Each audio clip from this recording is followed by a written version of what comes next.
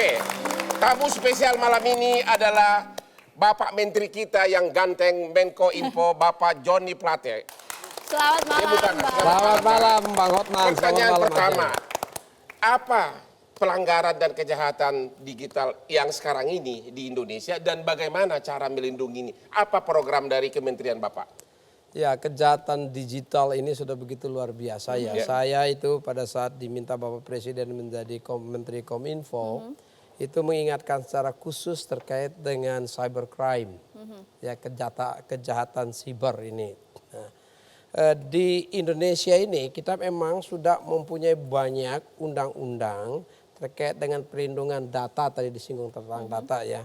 Tetapi itu saja belum cukup karena pelanggaran terhadap hak-hak milik data pribadi ya atau kelompok itu luar biasa di Indonesia seperti tadi ditayangkan. Dan semakin berkembang ya, kasusnya dan ya, berkembang Pak, ya. Sejalan dengan era big data saat ini di dunia ini sudah 126 negara yang mempunyai undang-undang perlindungan data pribadi.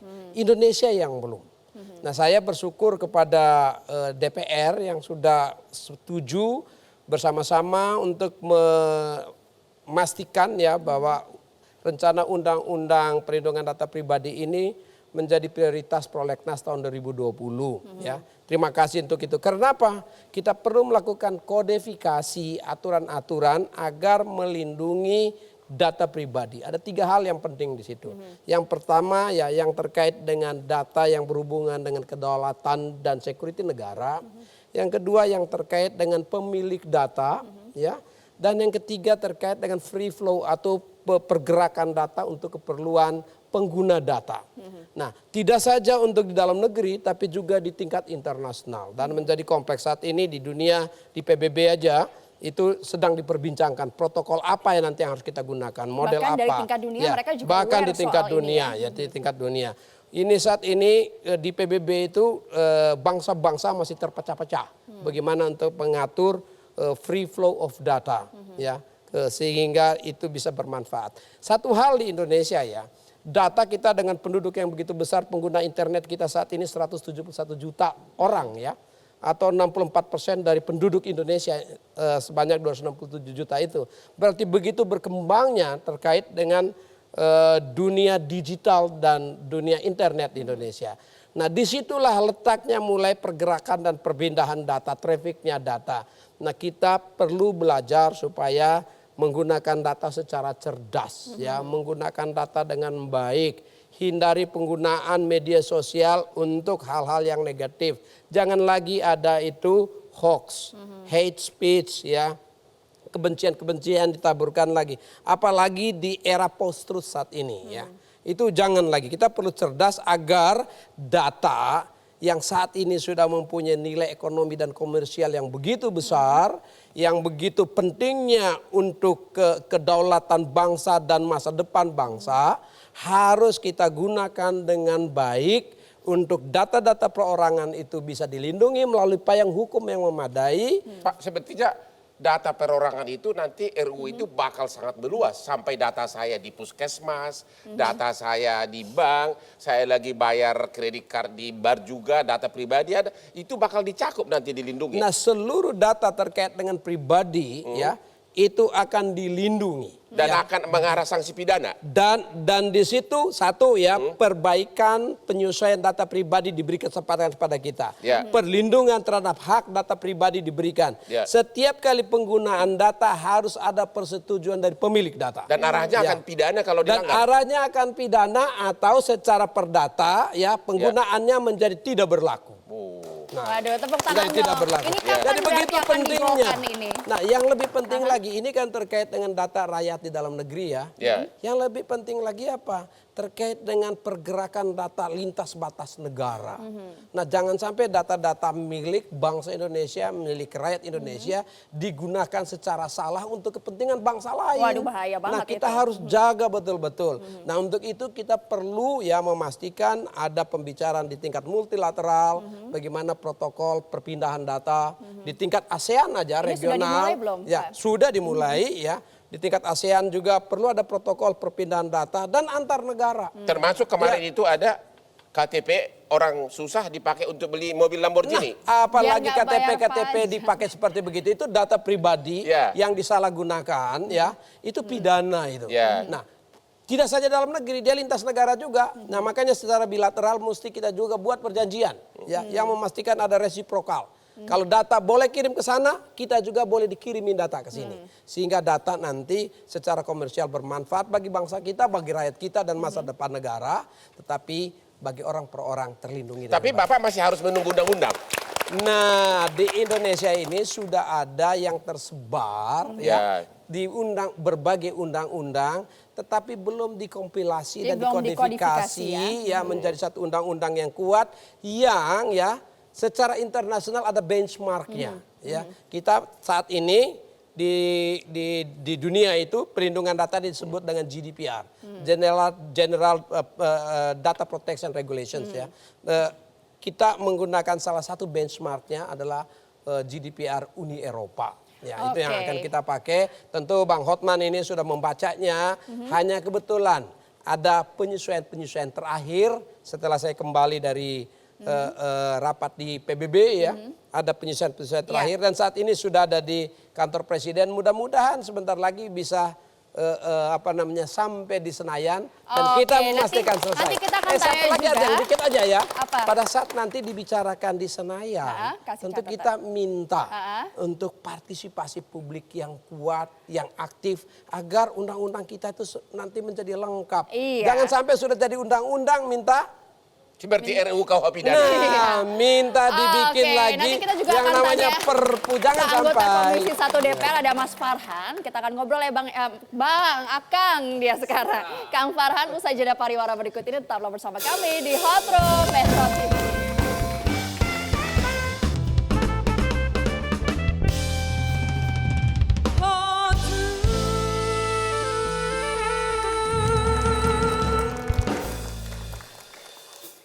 Ya pemirsa, kembali lagi di Hot Room Metro TV. Tadi kan kita lagi ngobrol sama Pak Menkominfo. Ya. Abang bilang banyak banget itu data pribadi yang digunakan orang. Terutama secara- untuk rakyat ya ekonomi biasa-biasa gitu loh. Salah satunya lagi marak itu. Salah satu lagi marak adalah beli mobil mewah tapi Ya. pakai KTP orang lain. Ini bukan abang kan? Beli Saya mobil mewah oleh pakai KTP aku misalnya tiba-tiba nanti enak datangin aja orang lu pajak. nuduh gua. Ini keterangan pers dari Kepala Badan Pajak dan Retribusi DKI Faisal Sarifudin Yang menyebutkan bahwa dua selebriti Indonesia yang sangat taat pajak, Atta Halilintar dan Hotman Paris, semua mobil mewahnya dibayar tepat waktu. Weh. Oke, nah pada malam hari ini kita juga kedatangan seorang narasumber yang merupakan korban yang KTP dipakai untuk membeli mobil mewah. Iya. Tapi bukan dia yang beli. Yuk kita tanya, yuk ngobrol yuk. Selamat malam, Pak Edi ya. Edi. Pak Edi, selamat datang di Hot Room. Pertanyaan pertama, bukan Iya. beliau kan yang pakai KTP-nya? Bukan, kan? Oke, udah terbukti. Oke, jadi Aman. bukan saya ya. Bukan, Pak. Ya, gimana? Jadi apa yang terjadi? KTP kamu dipakai untuk beli mobil apa? STNK-nya? Bukan Pak, itu atas data KTP saya digunakan untuk kepemilikan mobil-mobil mewah itu. Ya, di STNK mobil nama Ya. nama kamu? Nama saya semuanya. Ada berapa mobil? 3 unit mobil. Apa aja itu? Ferrari 1, Mm-mm. Mercedes-Benz 2. Ya, terus pelakunya siapa? Bekas majikan kamu atau siapa? Biasanya begitu. Saya gitu. belum tahu Pak, pelakunya siapa itu saya belum tahu. Jadi tiba-tiba lagi nggak Tiba-tiba. ngapa-ngapain datengin orang pajak gitu? Bukan Bu. Ada pemberitahuan dari pihak sekolahan tentang masalah KJP. Ada pemberitahuan yang memilai mobil-mobil itu tidak akan mendapatkan KJP itu. Nah, akhirnya Datangnya saya ke rumah Bapak? saya melakukan pemblokiran motor di Samsat Jakarta Timur. Tiba-tiba muncul data roda 4 itu atas nama saya. Maksud hati blokir motor, Iya. tahu-tahu yang keluar data mobil mewah. Mobil mewah Pak. Oh begitu, terus Iya. hasil lanjutnya apa? Sesudah Anda terangkan oleh pihak berwenang sudah dimaafkan? Nggak tahu Pak. Oh, Disarankan untuk memblokir aja itu Pak. Oh, Akhirnya jadi saya Anda melakukan- baru tahu sesudah waktu blokir, tahu nama Anda Iya. tercatat sebagai Tercatat. pemilik mobil mewah. Terus Iya. Anda bilang apa? Abis itu loh ini bukan punya saya gitu. Iya. Tapi pihak Samsat juga nggak mau tahu. Karena itu kan yang dipakai data saya itu nama Bapak yang itu Nah punya itu juga Pak. masalah. Nggak mau tahu. Wah, ini tahu, ya ya. ini kita mau tanya nih ke Iya. pembuat undang-undang dulu nih. Iya, iya. Bagaimana Kita di mundur Pak ya, Farhan, Komisi 1 ya. Jadi Ya. ada hal yang menarik terutama di setiap undang-undang itu kan tujuannya untuk mengubah perilaku. Ya. Pertanyaannya gini aja, kalau kamu tinggal ngangguk apa geleng-geleng kepala aja. KTP kamu saya fotokopi, terus saya pakai fotokopinya, saya kasih uang 1 juta, mau nggak? Nggak mau. Udah tahu jawabannya. Udah tahu jawabannya. Hanya mempersulit. Tapi kan banyak Kalau sekali orang yang dengan relanya ya silahkan fotokopi KTP saya dipakai, Yang saya penting kasih dapat uang 1 juta. udah. Ya. Padahal di situ banyak terkandung berbagai macam data yang sangat berbahaya. Salah satunya NIK, nomor induk kependudukan. Kemudian ada data yang sifatnya umum, ada data yang sifatnya spesifik. Berdasarkan dari data KTP itu, kita bisa mendapatkan berbagai macam data spesifik yang tinggal kita cek ke berbagai macam lembaga. Baik itu lembaga kesehatan, lembaga keuangan, dan lain-lain. Nah, itu sebetulnya harus menjadi aset yang harus dijaga oleh masing-masing dari kita.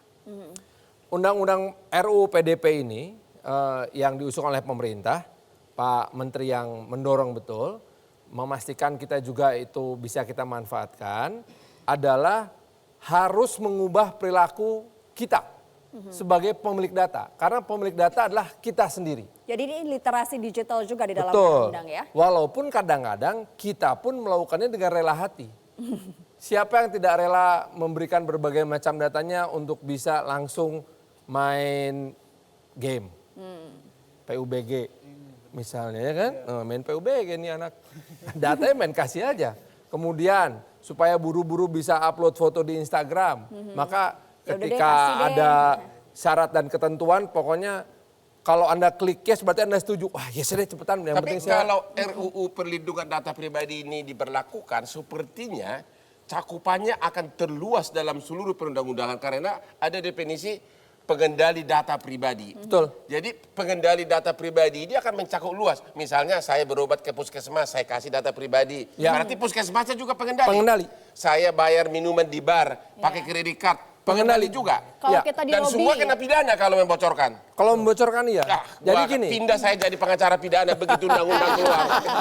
Jadi masalahnya adalah memang ada sebuah kesadaran dari kita bahwa setiap kali kita memberikan data, Ya. maka kita harus menyetujui dulu.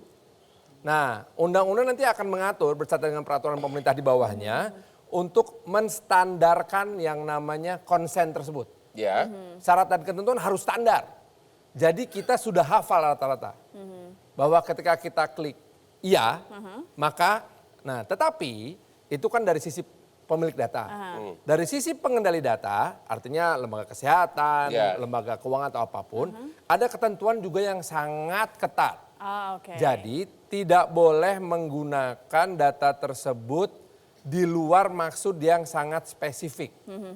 Jadi kalau misalkan Anda memberikan data kepada lembaga peminjaman uang, maka saya hanya pakai untuk urusan peminjaman uang. Ya. Nggak boleh tiba-tiba Anda itu dapat telepon dari misalnya Kartu kredit.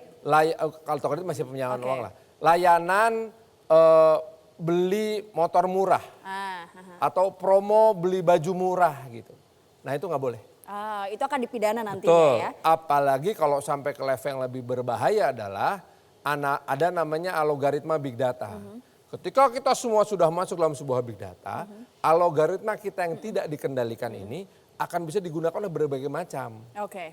Termasuk tentunya adalah seperti Pak Menteri bilang tadi, mengancam kedaulatan data di Indonesia. Nah, Bang Hotman, Kang Farhan, tadi kita belum dengar kerugiannya. Harusnya dibayarkan pajaknya berapa, Pak Edi? Kira-kira 20 juta itu semuanya. 20 juta per mobil atau semuanya? Semua 3 unit. Tapi Pak Edi punya cerita katanya ini membuat stres seluruh keluarga. Bisa ceritakan? Awalnya sih saya dulu pernah kehilangan KTP. Terus habis itu katanya istrinya juga ikut stres, keluarganya juga ikut Iya, stres. iya. Benar? Ceritain sedikit, Pak. Ya gara-gara mungkin kejadian ini, jadi kan pikiran juga istri saya yang lagi hamil itu, sampai-sampai jadinya meninggal di dalam itu. Karena kepikiran. Kita dengar kenapa, Pak? Sampai meninggal katanya Meninggal. kandungan di dalam. Kandungan Oh, di ya? dalam. Ya. Mungkin karena stres pikiran. Jadi ada yang ngejar-ngejar ini untuk mendapatkan 20 Enggak, juta mungkin karena pajak. pikiran kan takut BPJS keblokir, takut Oh, KJP takut anak dapat sanksinya. gitu loh. Sebenarnya 20 juta pun terlalu ringan karena satu Lamborghini bisa 100 sampai 150 juta SNK tiap tahun. Ini tagihannya 20 juta. Ya, Makanya semuanya mungkin- 3 juta itu kan mobilnya tahun-tahun tua semua. Oh, itu. tahun tua semua. Berarti pelakunya orang Iya. kaya di daerah pinggiran berarti ya. Lagi-lagi ini menekankan bahwa begitu urgentnya, begitu Ya. kita harus cepat-cepat nih. Kapan kira-kira akan disahkan agar orang-orang seperti Pak Edi ini Kita nggak sudah kejadian? sepakat ya Pak Menteri bahwa tahun 2020 ini harus segera kita sahkan karena berbagai macam lembaga menunggu kita.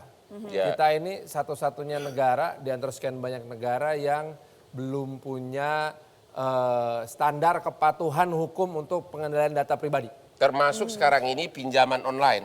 Waduh, Di itu mana lebih berbahaya diteror lagi. habis. Iya, kita yang juga yang pernah paling bahas nyebelin tuh. dari pinjaman online adalah ketika misalkan saya yang meminjam uangnya, Ya. maka saya harus memberikan nama-nama yang jadi penjamin kan. Benar. Nah itu bisa mencuri data dari manapun. Jadi bisa tiba-tiba Mbak Ajeng ditelepon sama perusahaan online pinjaman ilegal yang minjemin duit ke saya terus nagihnya ke Anda. Itu bahaya tuh dan pernah kejadian kita juga bahas itu di Hotro. Iya kan? Iya. Nah, begitulah Tapi kira-kira. ini akan terlindungi kalau misalnya RUU ini akan disahkan. Betul sekali. Tapi Rencananya memang 2020 ya? pekerjaan rumah kita jadi banyak. Benar. Karena kita harus segera membuat peraturan di bawahnya yang sangat teknis. Kemudian yang paling penting lagi mengedukasi kita semua. Iya. Baik itu pengendali datanya maupun pemilik Pengguna datanya. Oke. Oke, kita akan bahas juga dari sisi hukumnya. Ya, Nanti ada ahli hukum usai jeda pariwara berikut ini. Tetaplah bersama kami di Hotro Metro TV.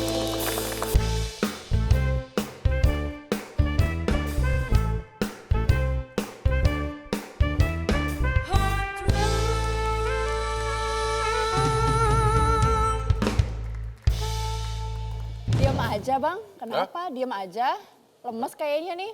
Baru segmen 3, masih ada satu segmen lagi. Dan. Saya baru dianugerahi pembayar pajak yang taat untuk mobil mewah. Terus lagi kepikiran, bentar lagi bayar lagi berapa ratus juta lagi gitu. Waduh, daripada kepikiran, ngopi dulu tuh. gimana? Makanya ini kalau ada kopi mungkin saya lebih cappuccino lah. Ya cappuccino Biar gue ya. lebih segar ya. Ki, boleh Iya. kopinya?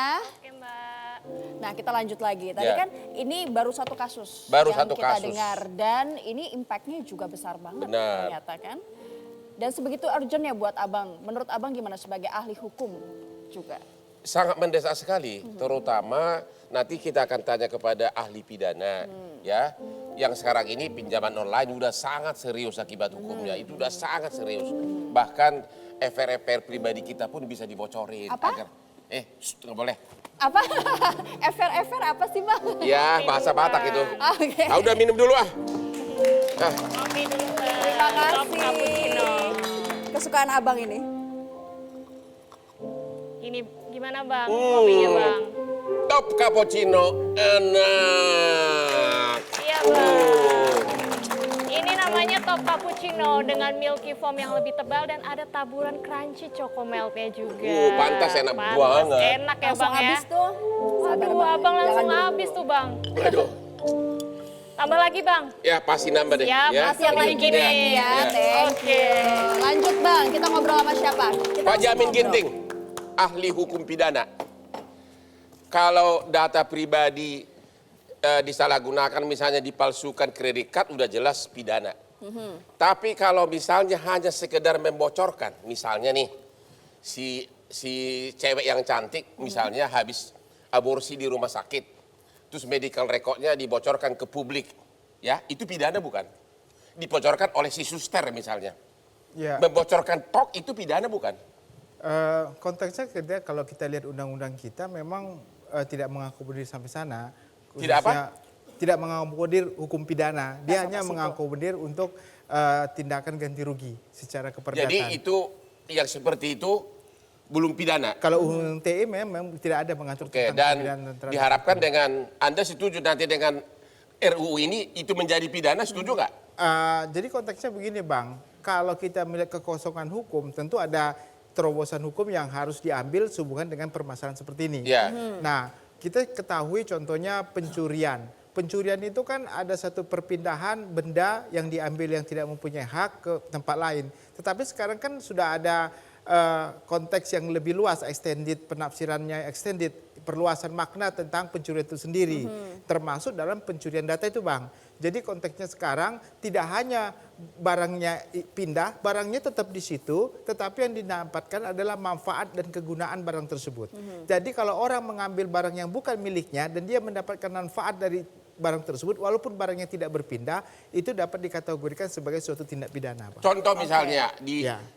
hampir semua pemilik rekening bank kan Ya. punya nomor handphone. Benar, Bang. Sering terjadi tiba-tiba nomor handphonenya nasabah bank ini Ya. sudah dijual oleh pegawai bank ke berbagai perusahaan Ya. leasing, perusahaan Itu sering Ya. tuh kejadian. multi level lah. Ya. Itu kalau hanya sekedar membocorkan, Ya. pidana bukan? Nah, tadi ada konteksnya tadi Bang Farhad bilang itu dia sudah klik bahwasanya dia setuju untuk semua data-data itu akan digunakan dan disebarluaskan, dia tidak akan melakukan. Tidak, atas kalau pribadi saya dia. buka rekening di bank, Ya. saya kasih nomor handphone saya, Ya. itu hanya untuk konsumsi bank. Bank. Tidak pernah saya setuju untuk dikasih ke perusahaan. Karena sering terjadi, Ya. staf bank itu kasih ke perusahaan-perusahaan, Ya. misalnya perusahaan-perusahaan yang menawarkan produk. Ya. Dengan nomor handphone itulah dia hubungin kita. Kan Ya. sering ada gangguan Sering, gitu kan, sering, misalnya ya. future trading Ya. lah, leasing Ya. lah Lewat begitu. SMS Ya. tuh. Ya kan?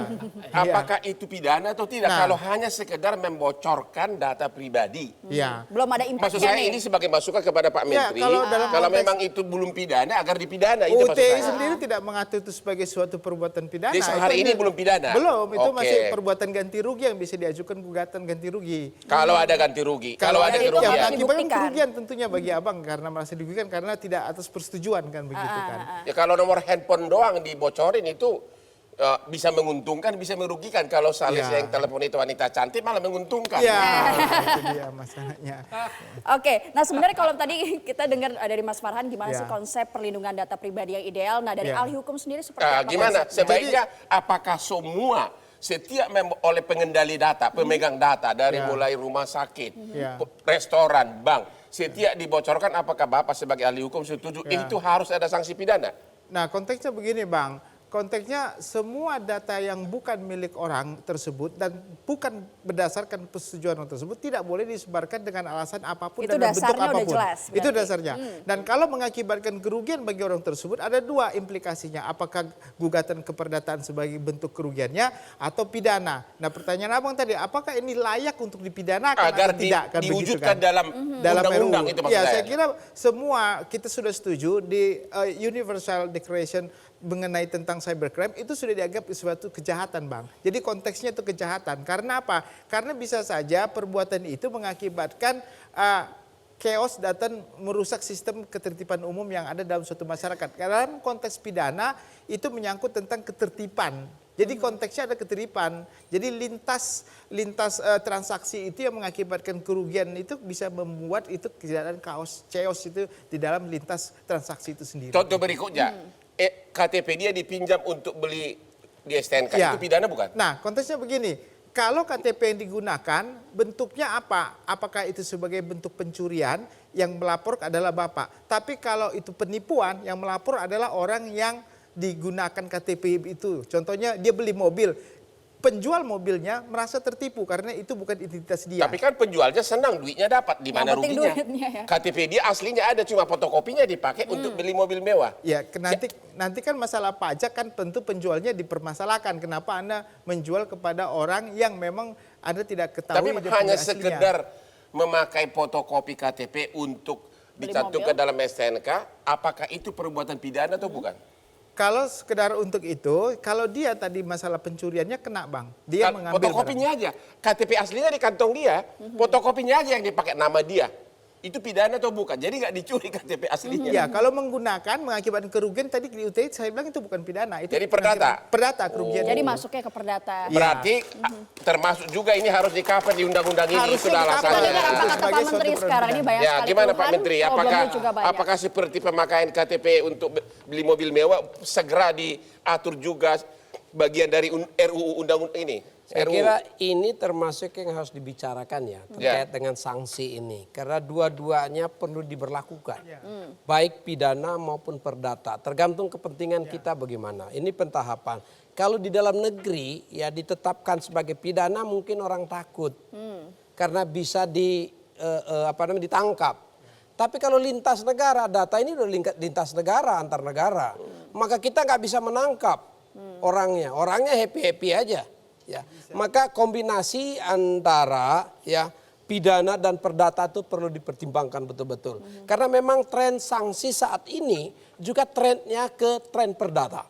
Semakin besar saat ini kalau dilakukan perorangan, pidana. Kalau dilakukan korporasi, perusahaan, dia lebih takut kepada denda dibandingkan dihukum. Kalau dihukum kan manajemennya saja, kalau denda korporasinya yang kena. Nah ini yang harus kita bahas dan kita letakkan dengan benar. Ya, yang pasti pelanggaran penggunaan data tanpa concern, tanpa persetujuan pemilik data itu pelanggaran. Oke, Karena harus catat diberikan itu sanksi. berarti. Ya. Oke, kita break sebentar pemirsa. Kira-kira apa kata narasumber kita lainnya seusai jeda yang berikut ini.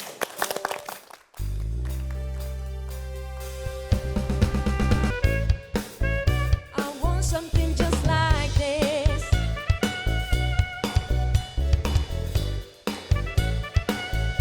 I want something just like this. Ya, perdebatan kita di Hot Room pada malam hari ini semakin panas. Ki, yang lain kayaknya juga masih belum kedapatan kopi. Boleh sekalian ya. Oke, kita lanjutin ngobrol sama Pak Menteri. Saya Ada masih pertanyaan ini kayaknya. ada pertanyaan kepada Bapak Menteri Menko Info Johnny Plate. Ya. Harus lengkap. Kalau semuanya harus dipidana, Pak, maka yang akan kaya kami pengacara ini, nanti orang iri lagi sama saya. Ya, karena bakal dapat kasus banyak kan. Kenapa Pak harus dengan dipidana? Berwenang nggak dari segi kewenangan Menko Info? Setiap ada media sosial dari mulai WA, IG, Twitter, langsung begitu ada pengaduan, misalnya ada yang ngebocorin, diadukan, berwenang nggak memblokir? Nah, kalau di Kominfo ini rakyat perlu tahu ya. Ya. Di Kementerian Kominfo ini ada patroli cyber. Cyber patrol itu ada Ya. 7 kali 24 jam. Ya, jadi sepanjang hari ada patrolinya. Itu pinjaman online yang terus-terusan. Yang memperhatikan, yang mengikuti traffic atau lalu lintas percakapan di media sosial, di internet, di mana-mana. Percakapan? Percakapan. Wah, hati-hati Hati-hati. loh. Ya, khususnya ya yang dicurigai Ya. melanggar hukum.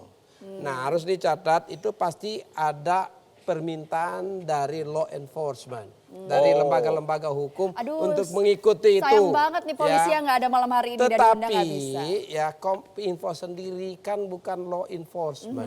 Kami hanya memonitor trafficnya, meneruskan kepada lembaga-lembaga. Kalau untuk mengambil sekedar tindakan. memblokir boleh nggak? Namun apabila permintaan itu terbukti melanggar dan memang melanggar ketentuan, kalau sudah diblokir oleh Kominfo, itu tidak hanya sekedar karena perlu diblokir. Itu karena sudah ada pelanggaran pidananya juga. di Oh, sana. jadi harus terbukti Untuk tahap dulu sekarang ya? ini, walaupun pidana dilanggar, kita blokir saja dulu. Karena apa? Yang diblokir udah jutaan. Kalau masuk ke pengadilan jutaan yang kayak nanti pengacara. Iya. Hakimnya pun susah. Ya kita take down dulu. Tolong Pak dipertegas. Ya. Sebelum ada vonis pidana, sebelum rakyat ini mengadu ke polisi, kalau misalnya korban pinjaman online, semua saudaranya udah diteror, boleh nggak dia datang ke Menko Info, ini nomor yang selalu menteror, boleh nggak langsung sesudah ditunjukkan bukti, walaupun belum ada proses hukum, boleh nggak berwenang nggak secara undang-undang Menko Info memblokir nomor medsos ini gitu? Tentu Menko Info akan berkoordinasi dengan institusi yang resmi ya, untuk hukumnya, dan yang bisa memblokir itu melalui Kominfo. Dan akan diblokir pasti. Persoalannya, nah ini dia, rakyat ini perlu cerdas ya, perlu dewasa dan matang juga. Begitu diblokir akun yang satu, dia bikin akun yang kedua. Ya, dia ganti metamorfosa, dia cloning ke yang lain. Nomor yang satu diblokir, dia bikin beli nomor nomor baru. Dan itu hitungan menit. Makanya sekarang ini semua diatur dengan baik. Termasuk pendaftaran nomor yang tadinya secara online langsung perlu sedikit ada interface ya. Melalui pendataan penduduk NIK tadi disebut. Nah persoalan kita juga NIK-nya pun harus kita selesaikan. Agar pendataan NIK itu menyeluruh dan akurat. PR Sehingga dia banyak. bisa bisa menjadi nanti ya nomor atau ID tunggal. Kalau tidak saat sekarang ini repot sekali memang kita. Tetapi itu tidak menjadi hambatan bagi Kominfo untuk mengambil tindakan Maju keras terus, Pak. kepada pelanggar-pelanggar hukum. Nah, ini Kang Farhan juga suaranya makin kenceng aja nih. Nah, tadi udah dengerin ada korban, ada Pak Menteri dan ahli hukum. Nah, Ya. apa tanggapan dari Kang Farhan? Ini Saya banyak kira masukan juga kita pasti. harus melihat dari sisi kita sebagai pemilik data atau sebagai warga negara Indonesia. Banyak di antara kita yang memang tidak cukup sadar atau tidak teredukasi tentang bagaimana melindungi data kita sendiri. Ada dua blind spot yang kita mungkin tidak sadar. Satu adalah konsen mengenai data anak-anak. Kita kan punya anak-anak. Anak kita ini ada yang menurut undang-undang usia 18, ada usia 21, ada usia 17. Ada yang belum usia 17 tapi sudah menikah. Nah, ini artinya kita mesti betul-betul memperhatikan dan memastikan bahwa ketika seseorang yang berusia di bawah 18 tahun berbagi datanya, walaupun dia sudah tanda tangan konsen, apakah itu sah atau menjadi tanggung jawab orang tua? Nah, ini artinya apa?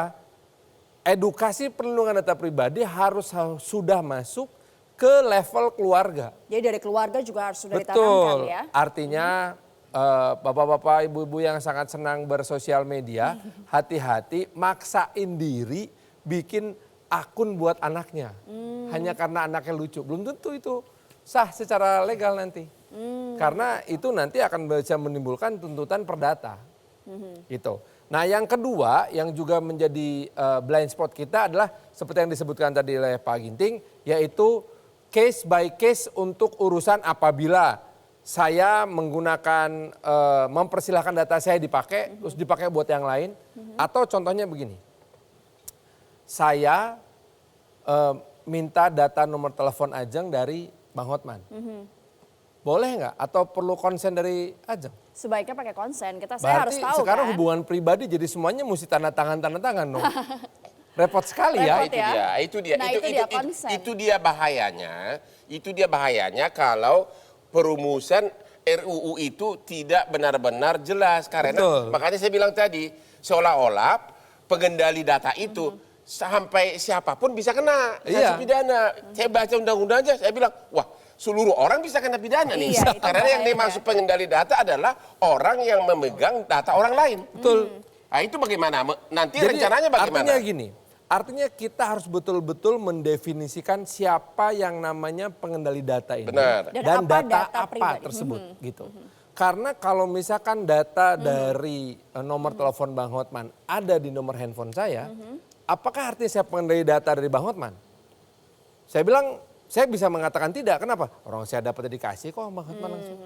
Itu kan jadi terlalu banyak hal General. detail yang perlu diperhatikan. Nah, prinsip-prinsip ini memang menjadi prinsip dari RUU PDP ini, yaitu ada yang namanya detail dan akurat ya Pak Menteri ya. Harus detail dan akurat memang.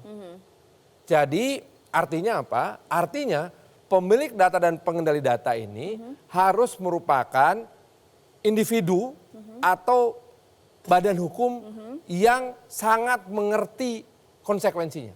Oke. Itu sebabnya Jadi Dalam undang-undang ini kapan ada- ini RUU lolos? Tahun depan lah kan kapan harus mulai 2020 ya Pak Menteri ya. Itu semakin cepat semakin baik. Betul. Memang proses politik di DPR, saya bisa memperkirakan ya, justru Iya. di awal-awal tahun 2020 DPR akan disibukkan dengan banyak undang-undang. Ya. Ada Omnibus Law Cipta Lapangan Pekerjaan yang begitu pentingnya, ada Omnibus Law Pajak begitu pentingnya, ada undang-undang PDP yang ditunggu tidak saja oleh rakyat Indonesia, oleh dunia juga. Itu Nah juga ini PR. harus kita selesaikan. Mudah-mudahan kita bisa atur jadwalnya dengan baik. Kominfo Amin, siap itu selesaikan harapan dari Pak secepat-cepatnya. Menteri. Bang Hotman, kasih Iya. waktu 3 bulan selesai, saya kira Bener ya, bisa 3 itu. bulan selesai Kalau ya. mau, di mana ada kemauan di situ ada jalan. Amin. Kita tanya dulu harapan dari Pak Edi Hartono. Pak Edi, harapannya apa? Harapannya apa? Sebagai Harapannya korban, Harapannya. jangan Singkat. sampai ada terjadi lagi kejadian seperti saya ini. Monggo silakan ngomong Pak Menteri. Ya Pak Menteri, harapan saya jangan sampai ada terjadi kejadian penggunaan data ini yang punya orang lain dan yang melakukan itu harus dikasih sanksi gitulah. sanksi bagi yang melakukan seperti Melakukannya. itu karena memang Iya. impactnya besar sekali apalagi untuk keluarga Pak Edi Iya, ya. betul. Ya selanjutnya untuk Pak Jamin Ginting, harapan ke depannya. Ya harapannya nanti undang-undang yang baru ini, RU-nya yang akan jadi undang-undang, sanksi pidananya jangan di atas 5 tahun Bang. Nanti kalau di atas 5 tahun penahanannya gampang sekali, orang langsung ditahan. Jadi kalau untuk pendidikan dan untuk efek jerah harusnya di bawah 5 tahun saja. Jadi nggak begitu gampang nanti untuk penahanannya. Oke, dan terakhir dari Bang Hotman Paris, bagaimana Abang melihat kasus-kasus? Kalau pengalaman saya sebagai pengacara, wibawa hukum itu ditentukan antara lain satu, wibawa putusan pengadilan. Perusahaan-perusahaan di luar negeri takut disanksi oleh pengadilan karena setiap putusan pengadilan bisa kena contempt of court. Yang kedua, sanksi pidana dalam perundang-undangan memang sangat efektif mengurangi tindak pidana. Sanksi pidana memang sangat efektif mengurangi tindak pidana kejahatan maupun chaos dalam masyarakat. Pengusaha manapun kalau ada indikasi pidana kita somasi, langsung dia buru-buru berdamai. Begitu kira-kira. Oke, dan pemirsa itulah akhir dari Hot Room pada malam hari ini. Akhir kata saya Ajeng Kamarati dan Gus Lora Hotman Paris. undur diri. Terima kasih dan sampai jumpa minggu depan.